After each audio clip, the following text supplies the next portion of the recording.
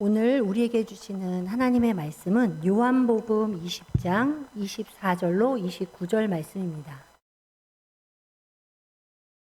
요한복음 20장 24절로 29절 말씀입니다.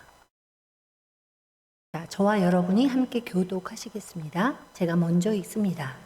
12 제자 중에 하나로서 디두모라 불리는 도마는 예수께서 오셨을 때에 함께 있지 아니한지라.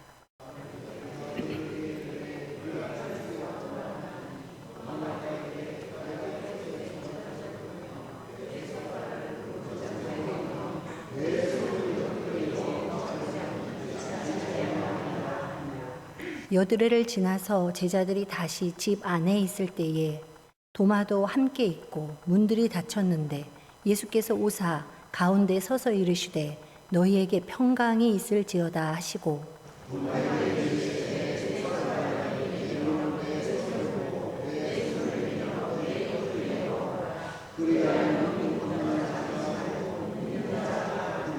도마가 대답하여 이르되 나의 주님이시요 나의 하나님이시니이다.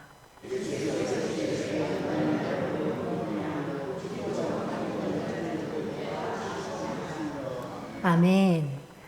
오늘 우리가 읽은 이 요한복음 20장 24절로 29절 본문의 말씀을 통해서 오늘은 믿음에 대해서 함께 돌아보고 또 주님의 음성을 듣는 시간이 되기 원합니다. 오늘 본문의 내용은 십자가의 사건, 예수님이 십자가에서 돌아가신 사건 이후에 얼마 안 되었을 때의 이야기입니다. 우리 예수님이 십자가에 달려 죽으시고 무덤에 장사되셨습니다.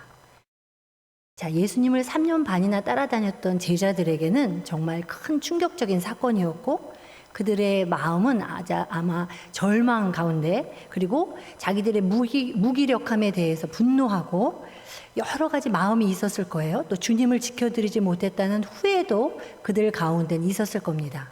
자기들이 용기 없이 나의 스승을 지키지 못했다는 그 마음에 죄송한 마음도 가득했을 줄 믿습니다. 그런데 그 무엇보다도 이들에게 가장 큰 그들을 붙들고 있었던 것은 두려움이었어요. 예수님처럼 자기들도 잡혀갈까 봐 꼭꼭 방구석에 숨어 있었습니다. 그러나 사랑하면 용감하다라는 말을 할 수 있죠. 사랑함이 많은 사람이 용감합니다. 보통 부부간에는 남편과 아내 중에 누가 더 많이 사랑해요? 여성분들 크게 대답하셔야죠. 여자들이 사랑하는 마음이 더 많지 않나요? 아닌가요? 아멘? 아닙니다. 남편분들이 내 아내를 더 많이 사랑합니다 하는 남성분들 아멘? 네. 우리 신당중앙교회는 이게 남편분이 아내를 더 많이 사랑하시는 것 같아요. 자, 우리 여자들 분발해야겠습니다. 자, 사랑함이 많은 여자들, 예수님을 따라다녔던 제자들 중에 여자들이 아주 특별한 여제자들이 많았어요. 아주 예수님을 사랑했습니다. 사랑함이 넘치면 죽음 앞에서도 용기가 생겨요. 그렇죠? 아닌가요? 그런 사랑을 안 해보셨나요? 네, 사랑이 가득하면 용기가 생겨요. 지금 다른 남자 제자들은 무서워서 꽁꽁 숨어 있는데 여자 제자들은 물론 그들도 죽음이 두렵죠. 그러나 용기를 내서 자신들이 할 수 있는 일을 찾아 합니다. 그것은 안식 후 첫날 이른 새벽에 그 사랑하는 예수님의 시체에 향품이라도 모략이라도 발라드리려고 자신들의 사랑하는 마음을 표현하려고 예수님의 시신을 닦아드리기 위해 그들은 그 새벽에 무덤을 향해 갑니다. 아마 이 여자들은 무덤을 향해 가면서도 그 무덤을 막고 있는 큰 돌문을 그들이 보았잖아요, 이미. 그래서 그걸 어떻게 굴리지? 그리고 그 앞에 철통같이 지키고 있는 군사들을 알고 있기 때문에 그들을 어떻게 설득해서 들어가게 허락을 받지? 여러 가지 걱정을 하면서 그 앞에 다다랐습니다. 그런데 이 여자들이 깜짝 놀라는 사건을 목도하게 됩니다. 뭐죠? 무덤에 돌문이 열려 있는 거예요. 굴러가 있는 거예요. 그리고 그 옆에 지키고 있어야 되는 군사들은 도망을 갔거나 기절해 있었습니다. 그리고 이 여자들이 놀라서 우리 예수님의 시체를 찾아 무덤 안을 들여다 보았더니 그 무덤이 어떻게 됐어요? 텅 비어 있었습니다. 자, 그리고 나타난 것이 누구예요? 성경의 기록을 보면 천사들이 나타납니다. 그리고 천사들이 놀라운 소식을 전합니다. 주님이 다시 살아나셨다. 굉장히 기쁜 소식이기도 하지만 도무지 바로 믿기는 어려웠습니다. 마가복음 여인들은 굉장히 당황하는 모습을 성경이 우리에게 전해줍니다. 마가복음 16장 8절 말씀을 같이 읽어보겠습니다. 여자들이 몹시 놀라 떨며 나와 무덤에서 도망하고 무서워하여 아무에게 아무 말도 하지 못하더라. 다른 버전 성경으로 읽어보면 그들은 뛰쳐나와서 무덤에서 도망하였다. 그들은 벌벌 떨며 넋을 잃었던 것이다. 그들은 무서워서 아무에게도 아무 말도 못하였다. 죽은 사람이 다시 살아난다는 것, 여러분 믿어지세요? 보통의 일인가요? 있을 수 없는 일이에요. 우리 주변에서 그런 일은 있을 수 없어요. 상상도 할 수 없는 일이기 때문에 여자들은 아주 당황합니다. 그리고 이 여자들이 가다가 천사의 말을 들었는데도, 빈 무덤을 보았는데도, 그 기절한 군사들을 보았음에도 바로 믿지 못하고 두런두런 두려워 떨며 가고 있었어요. 그런데 그때 부활하신 예수님이 그들 앞에 짠 나타나십니다. 부활하신 예수님을 직접 만나고 난 이후에야 이들은 참으로 부활의 증인이 됩니다. 이제는 두려울 게 없어요. 확신 가운데 그들이 달려가요. 다른 제자들에게. 그리고 부활의 소식을 전했습니다.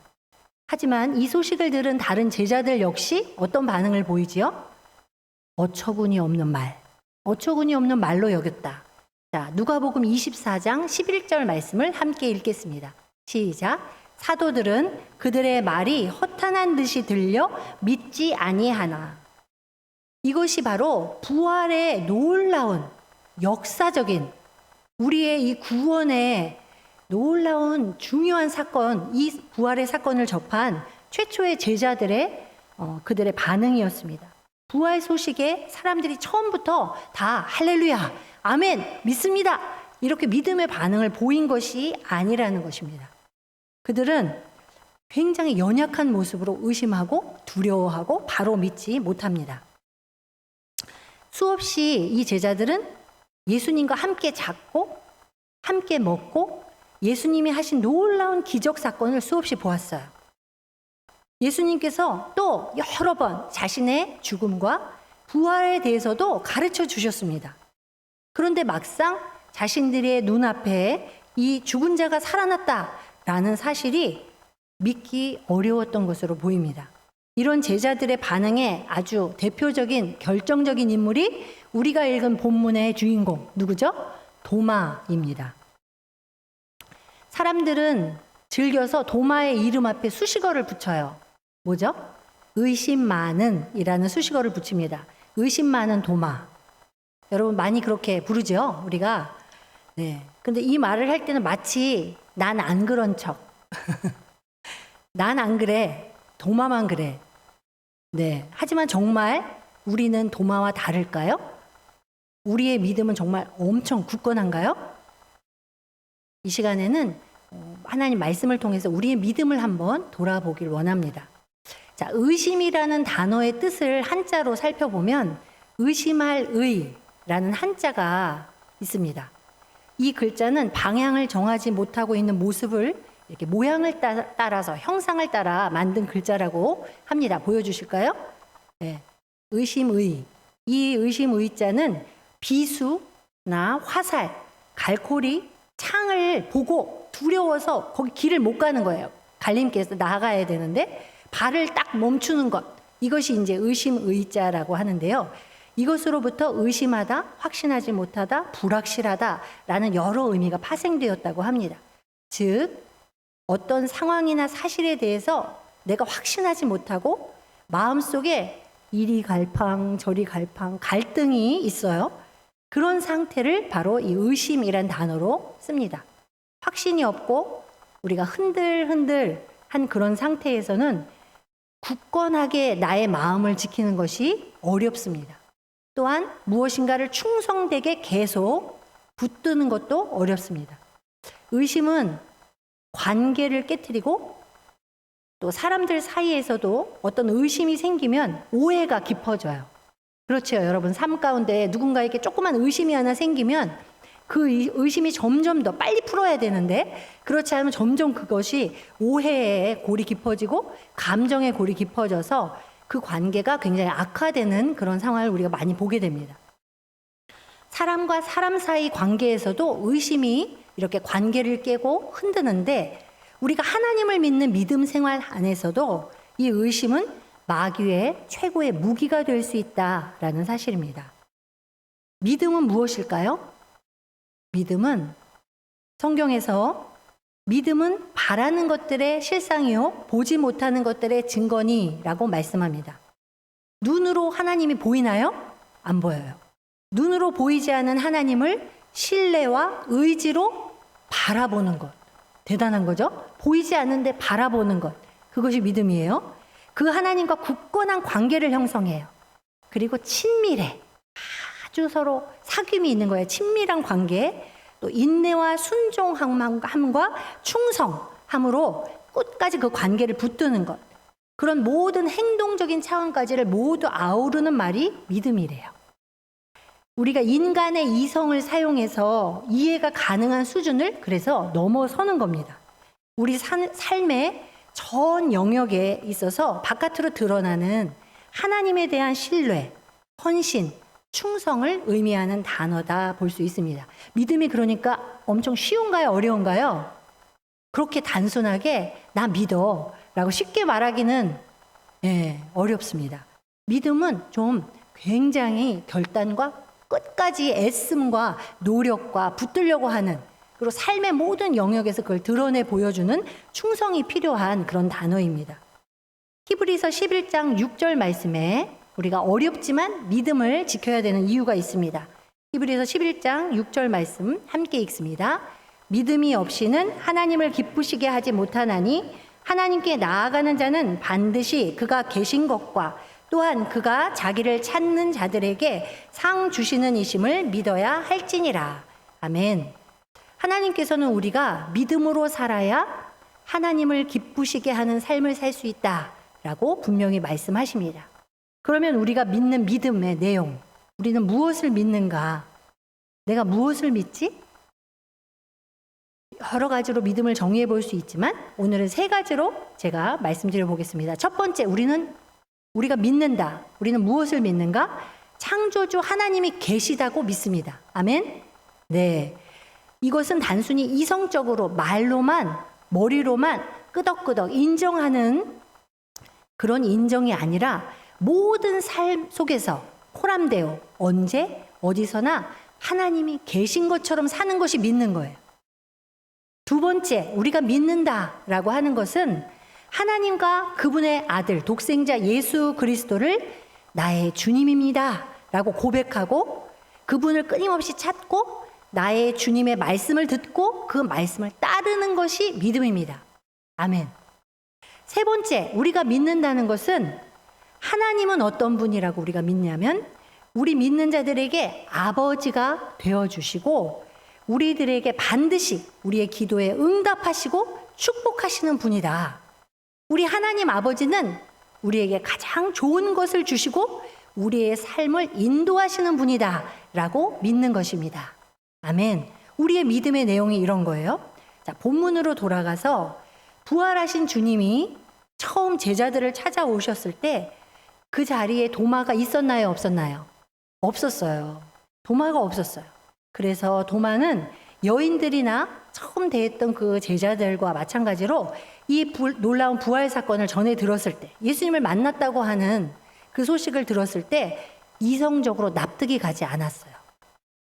도마는 굉장히 이성적인 사람이었고 또 정직하게 자기의 생각을 표현한다라고도 볼 수 있어요. 나는 내 눈으로 그의 손에 있는 못자국을 보고 내 손가락으로 그 못자국에 넣어보고 또 내 손을 그의 옆구리에 넣어보지 않고서는 믿지 못하겠소 라고 말했습니다. 도마가 너무 심한가요? 너무 심하다고 생각 안 드세요?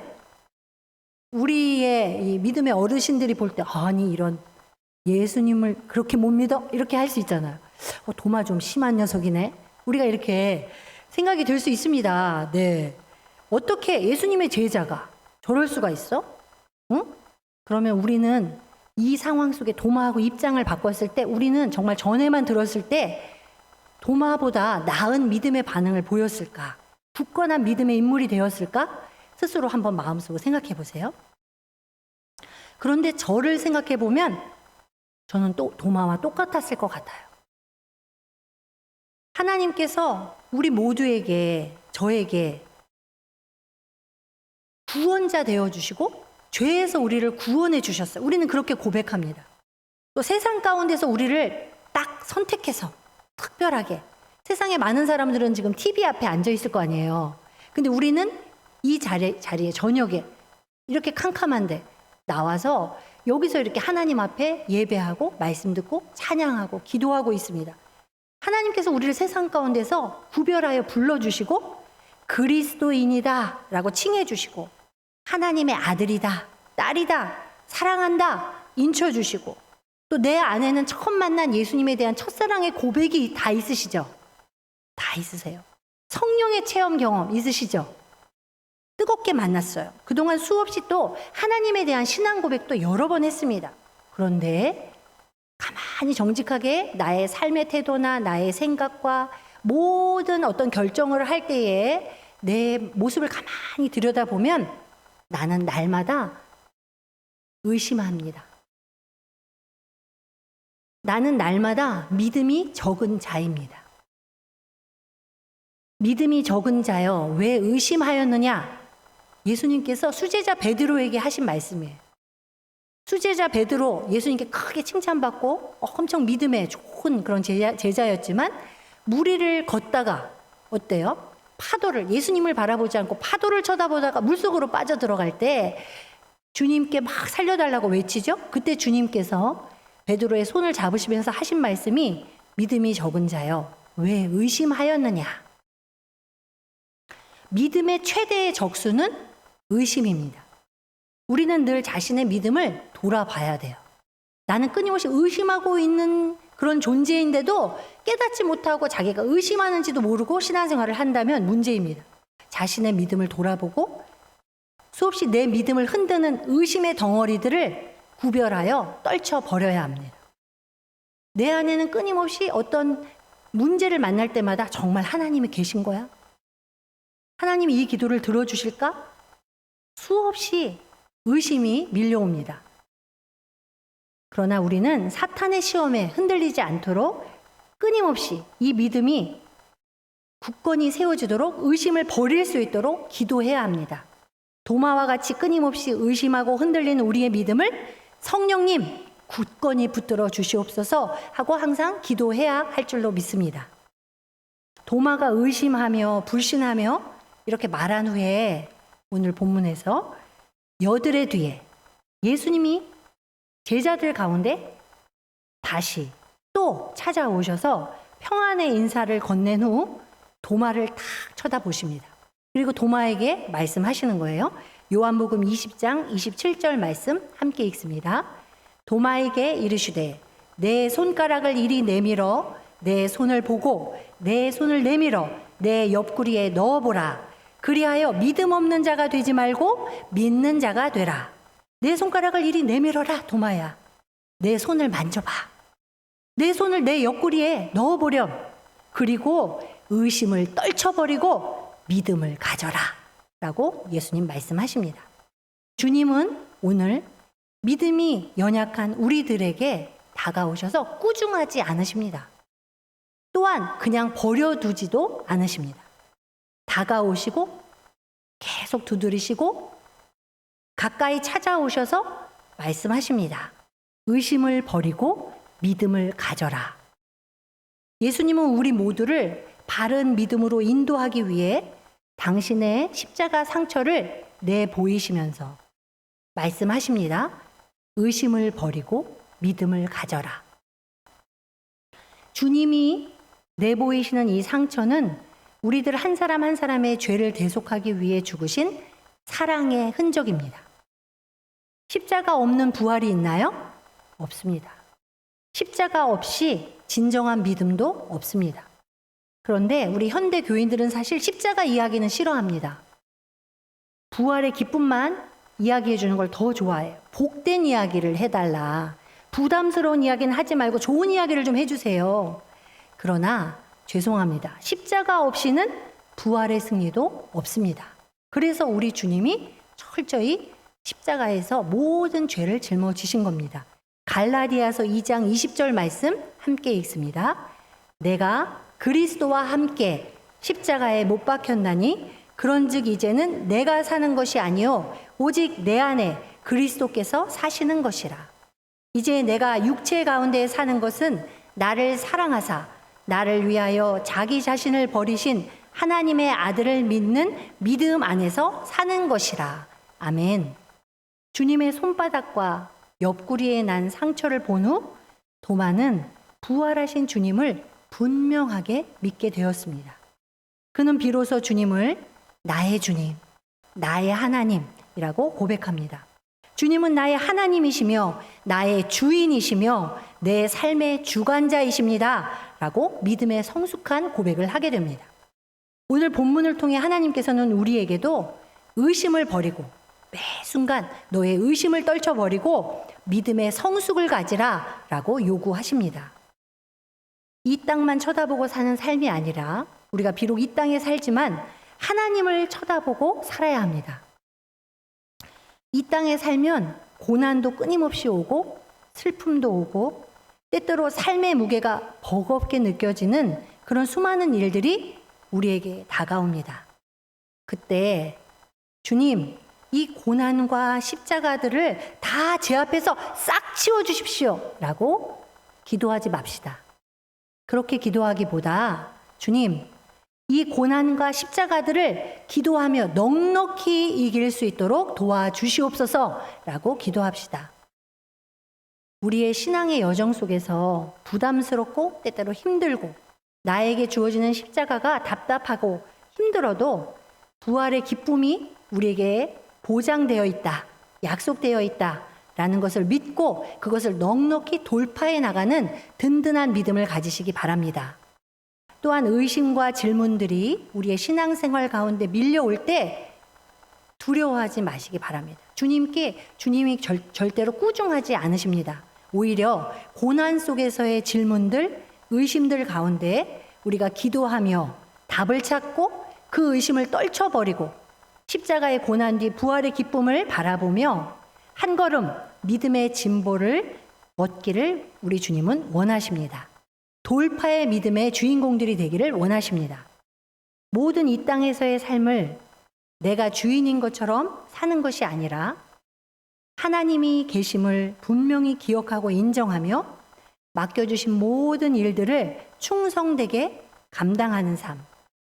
이 땅에서의 삶이 청지기의 삶임을 인정하는 삶. 겸손히 나의 부족함을 인정하고 하나님의 도우심을 구하는 삶. 내 삶의 주인이 오직 주님뿐입니다. 라고 인정하는 삶. 모든 의심을 떨쳐버리고 오직 믿음으로 살아가는 우리 모든 성도님들의 삶이 되시기를 주님의 이름으로 축복합니다. 아멘. 짧고 굵게 설교를 마치며 믿음이 없이는이라는 찬양을 제가 이 설교를 이제 믿음과 관련해서 설교를 준비하면서 너무너무 은혜를 받았어요. 우리 딸이 잘 부르는 찬양인데 제가 따라 부르는데 우리 딸이 맨날 음이탈이라고 맨날 혼을 내는 거예요. 그래도 저는 이 찬양이 너무 좋아서 오늘 함께 부르고 기도하고 싶습니다. 믿음이 없이는 함께 찬양합니다.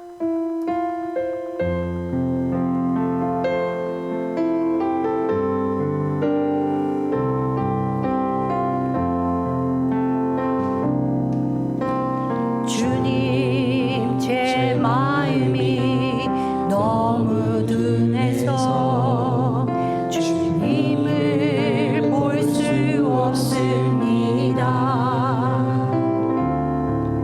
이 땅에 속하여 이 땅만 보다가 주님 손을 놓쳤습니다.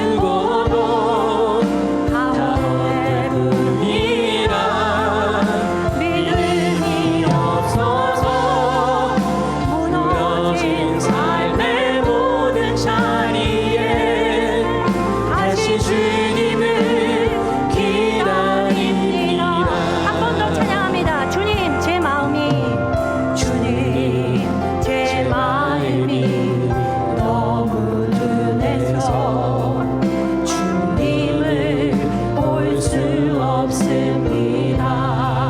이 땅에 속하여 이 땅에 속하여 이 땅만 보다가 주님 손을 놓쳤습니다.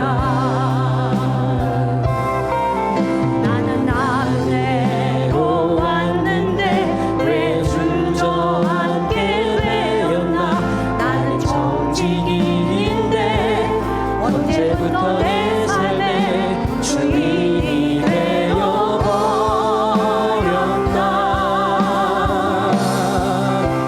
믿음이 없이는 기쁘시게도 하나님 보내주고도 가버릴 뿐이라. 믿음이 없어서 무너진 삶의 모든 자리에 다시 주님을 기다립니다. 아멘. 먼저 오늘 주신 하나님의 말씀을 생각하면서 함께 기도합시다. 의심을 버리고 굳건한 믿음으로 살게 해달라고 주님 한번 크게 부르고 함께 기도합니다. 주님! 감사합니다. 우리에게 하나님 믿음의 자녀로 불러주시고 하나님의 자녀로 살게 하신 것 감격입니다. 하나님 감사합니다. 그러나 하나님 저희는 너무나 고마워도 못한 정말 그런 믿음을 가지고 아버지 하나님 고마워도 못한 그런 믿음을 주님 아버지 믿음이 없는 자야 말씀하시는 주님 주권이 붙들어 주시옵소서. 하나님 우리의 믿음이 없으니 주님 꾸준치 아니하시고 하나님 말씀하시며 믿음을 가지라 하시는 우리 주님을 바랍니다. 아버지 하나님 십자가의 하나님 우리 하나님 구원의 기쁨을 주시는 하나님 우리를 구원해 주시고 굳건한 믿음을 가지고 살고 하나님 믿음의 자녀로 불러주시고 아버지 우리 하나님 자녀로 살게 하시고 감사합니다. 하나님 우리의 믿음을 점검하며 굳건한 믿음을 가질 수 있도록 도와주시옵소서. 하나님 기뻐하시는 하나님 그런 삶을 믿음을 가지고 믿음을 통해 하나님 기쁘시게 하는 삶을 할 수 있도록 우리의 인생을 주관하여 주시고 우리의 주님 믿음 생활을 붙들어 주시옵소서. 우리의 삶의 주관자를 주시는 하나님 온전히 의지하며 하나님 기쁨으로 달려나아가는 우리가 될 수 있도록 하나님 도와주시옵소서. 아버지 하나님 우리 땅에 살면서 하나님 이 땅에 겉으로 가는 하나님 끊임없이 하나님 아버지 믿음을 이루고 하나님 앞에 주님 앞에 살지 못하는 모든 말씀 주님 용서하여 주시옵소서. 하나님 온전히 바라고 하나님 앞에 나가길 소망합니다. 하나님 굳건한 믿음으로 세워 주시옵소서. 아버지 우리 가운데도 수많은 나의 이성적인 하나님 나의 하나님 잘못된 경험 하나님 나의 잘못된 하나님 믿음을 얻는 사탄 마귀의 공격을 주 예수 그리스도의 이름으로 하나님 물리치 하나님 성령님 굳건의 믿음을 붙들어 주시고 하나님 앞에 온전히 믿음의 사람으로 세워 주시옵소서.